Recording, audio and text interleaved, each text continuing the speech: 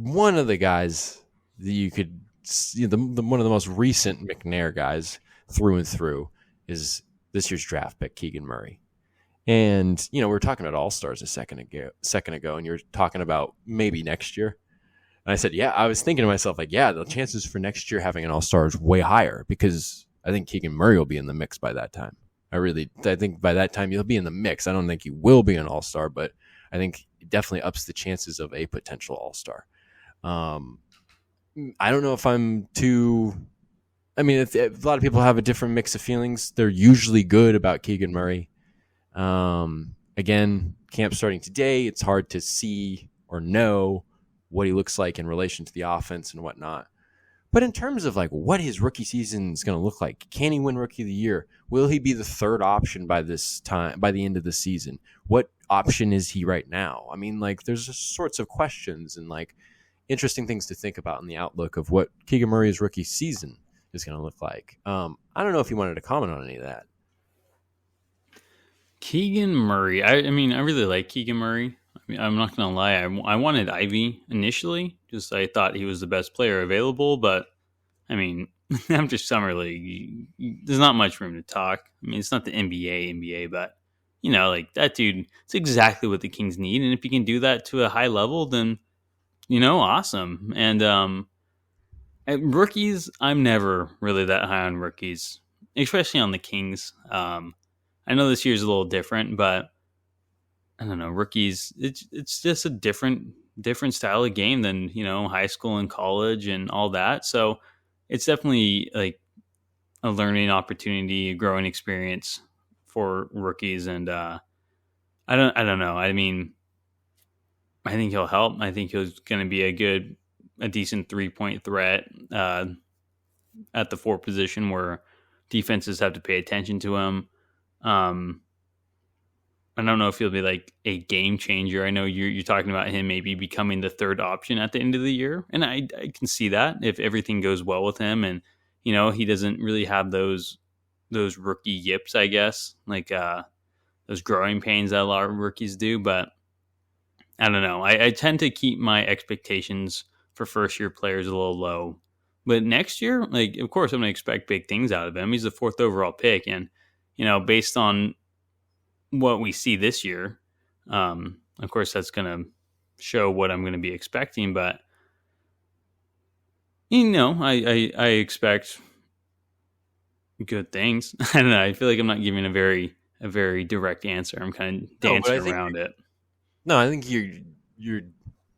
I think you're being very, you're being very prudent about how you go into this, and I think you're you're right about rookies. I mean, I think the one thing that's a little different about Murray is it's like we kind of like one of the things that people said about him consistently going into the draft is it's like, oh, Keegan Murray's ceiling's not very high, but he is one of the more NBA ready players. What he does, his maturity level, all these things, he's right up there with Paolo Banchero, and he proved that in Summer League. And it seems, based on reporting that a lot of GMs and scouts felt that way too, that they were realistically actually just number 1 and 2 in terms of the draft board. And, you could probably factor in, I think ceiling obviously factors into guys like Holmgren and even Jabari Smith, just because they could, in a cup, like those guys are a little bit more projects and they could definitely springboard into being really special players. Whereas you can really see the makeup of the structure of how Murray and Banchero can play in this league. How they execute is obviously the question, and how high they can go in their careers is another question, and that are not worth answering, which I think is part of what you're saying. And I would just say though that it's just like there's the experience thing, and also just like the factor that, like, I guess in terms of like being the third option, wouldn't necessarily be like him clear, like, oh, he's averaging 18 points a game. Like, I don't know, like maybe like 13 points a game in a mix where maybe like Harrison Barnes is scoring like, 15 or 16 and Herter is scoring somewhere in the mid tens range. There's gonna be like a mix of scoring options. So maybe that's not even like the real question is the third option. It's just, like what's a realistic stat line for Keegan Murray, I guess. I think a realistic stat line would be like around 13 and 6, 6.5. I don't know, as a stretch four, if he's going to, get into the 7s and 8s in rebounding, maybe into the 7s, but maybe not as a rookie.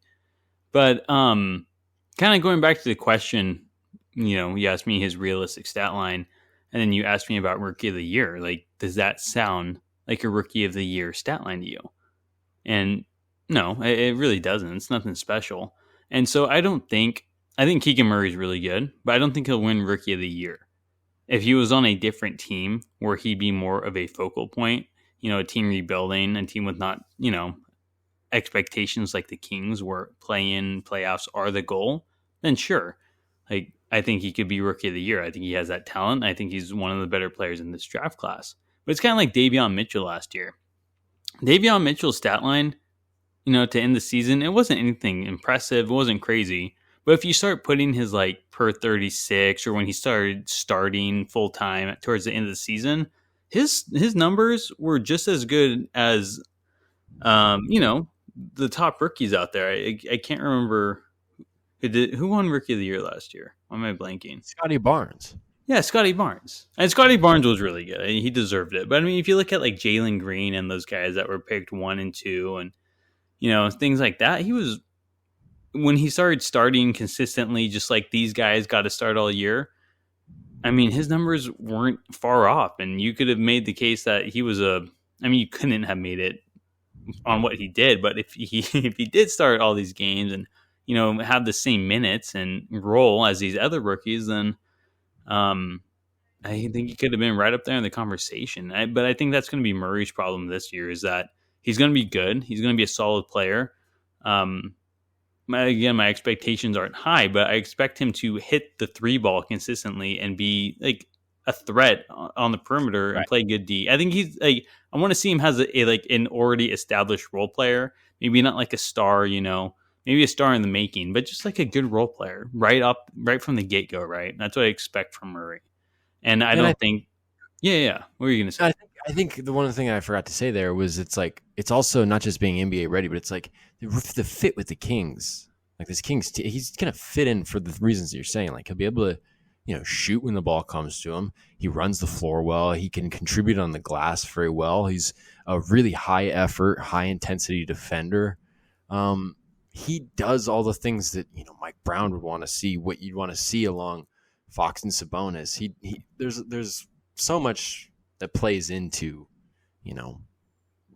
what he has to do. And he doesn't, and, I think it's going to benefit him. I know you do make a good point. His stats are not going to be exceptional because he's not going to be a focal point. He's not going to be on a team that's essentially tanking or not doing very well at all. And you're basically the primary scorer as a rookie and you're still figuring things out or whatever the deal is. It's not like that at all.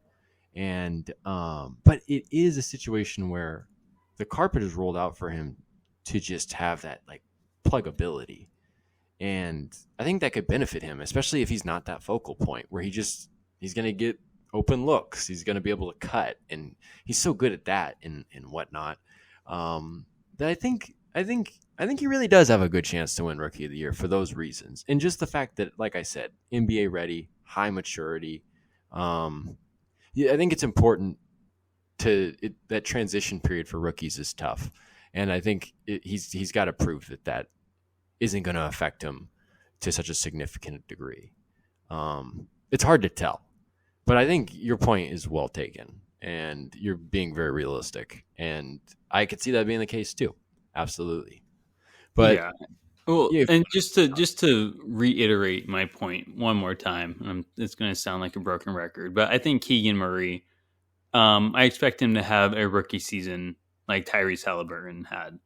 Just like you looked at this guy and you're like, this is a guy who's going to be good in this league, very mature, right off the bat, and probably I don't like. I think Halliburton ended up third in Rookie of the Year voting behind LaMelo and Anthony Edwards, but again, that's because his role wasn't that of Anthony Edwards's in Minnesota or LaMelo's in Charlotte. They were starting right off, right from the get go, and Halliburton was coming off the bench to Fox, and his role was a little limited. He still ended up third in Rookie of the Year voting, but you can even argue that Halliburton might have as good of a career as those two players. But that's kind of I think that's the rookie season that I see for Murray. Just a very mature guy. He's going to do his job really well as a rookie. And yeah, just look like he's going to be someone in this league. Yeah. And I think, Davion Mitchell, despite not having a great statistical rookie season, I think if you watched him last year, saw the progress he made, the way he closed it out when opportunities opened up for him. That was a good rookie season. I think Keegan Murray can add an element of statistical efficiency, but I think you're right. It'll be interesting.